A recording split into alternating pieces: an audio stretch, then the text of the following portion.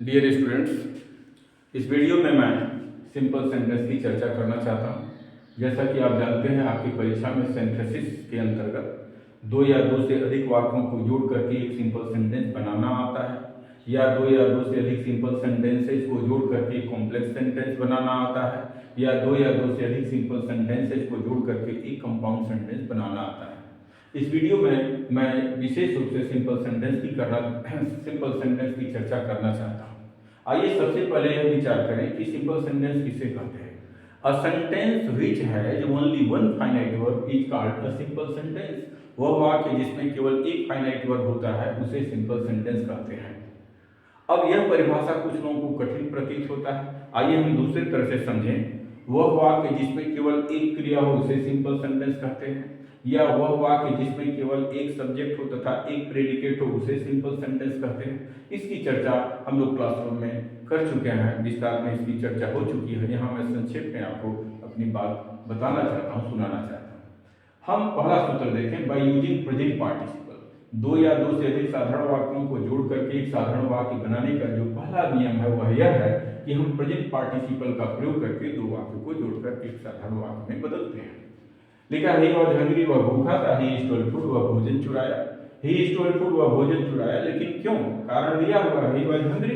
तो यदि कारण प्रकट करने वाले वाक्य में संयोजक क्रिया वाज या इज का प्रयोग हो तो सिंथेसिस करते समय हम बीइंग का प्रयोग करते हैं। बीइंग क्या है? प्रेजेंट पार्टिसिपल है, उससे कारण का बोध होता है।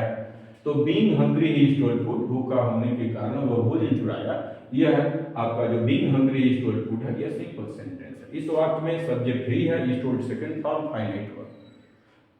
दूसरा उदाहरण है, लिखा, सी इज एंग्री, वह नाराज है, सी विल नॉट कम, वह नहीं आएगी। सी विल नॉट कम, वह नहीं आएगी, क्यों नहीं आएगी? तो कारण दिया हुआ है। यदि हम इसको जोड़ें तो कैसे लिखेंगे? लिखेंगे बीइंग एंग्री, और अभी उतार देंगे सी विल नॉट कम, नाराज होने के कारण वह नहीं आएगी। इसी क्रम में आइए हम दूसरा पेयर देखें। लिखा है, ही सा अ लायन, वह एक शेर देखा, इसमें फाइनाइट वर्ब सा है। ही रन अवे, वह भाग गया, फाइनाइट वर्ब रन अवे। जब दोनों वाक्यों को पढ़कर यह पता चले कि एक कार्य समाप्त होने के तुरंत बाद दूसरा कार्य हुआ है तो पहले होने वाले कार्य के लिए प्रेजेंट पार्टिसिपल का प्रयोग किया जाता है। परीक्षा में जो मैं यहाँ तीन कैटेगरी के जोड़े को रखा हूं यही अक्सर आता है। इसको यदि हम जोड़े तो लिखेंगे सीइंग लायन, उसके बाद अगला वाक्य उतार देंगे, ही रन अवे।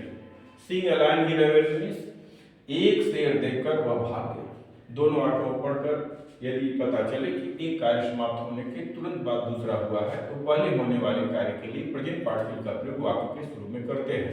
और इस स्थिति में प्रेजेंट पार्टिसिपल का पहचान होता है कर या करके। ये एक तरह से दूसरा आपके सामने। तीसरा देखिए, मैंने लिखा, ही सा राम, उसने राम को देखा। किसे देखा? तो राम को देखा, ये ऑब्जेक्ट है। नियम है कि यदि प्रथम वाक्य का ऑब्जेक्ट ही दूसरे वाक्य का सब्जेक्ट हो जाए तो सिंथेसिस करते समय प्रेजेंट पार्टिसिपल का प्रयोग हम कर्म के बाद रखते हैं। तो ही सा राम, उसने राम को देखा, ही वाज प्लेइंग, तो लिखा जा सकता है ही, उसके बाद लिखा जाएगा सा राम, उसके बाद प्रेजेंट पार्टिसिपल लिखेंगे प्लेइंग। उसने राम को खेलते हुए देखा।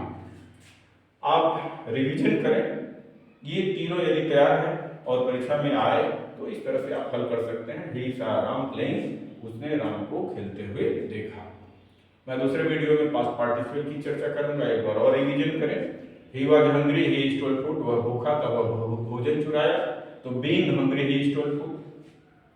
सी is angry, she will not come, तो being angry she will not come, नाराज होने के कारण वह नहीं आएगी।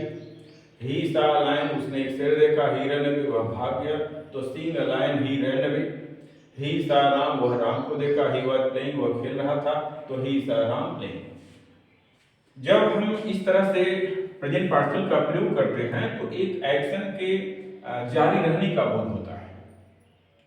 आइए हम पास्ट पार्टिसिपल की चर्चा फिर दूसरे वीडियो में करें। तो इस वीडियो को मैं ही समाप्त करता हूँ। धन्यवाद।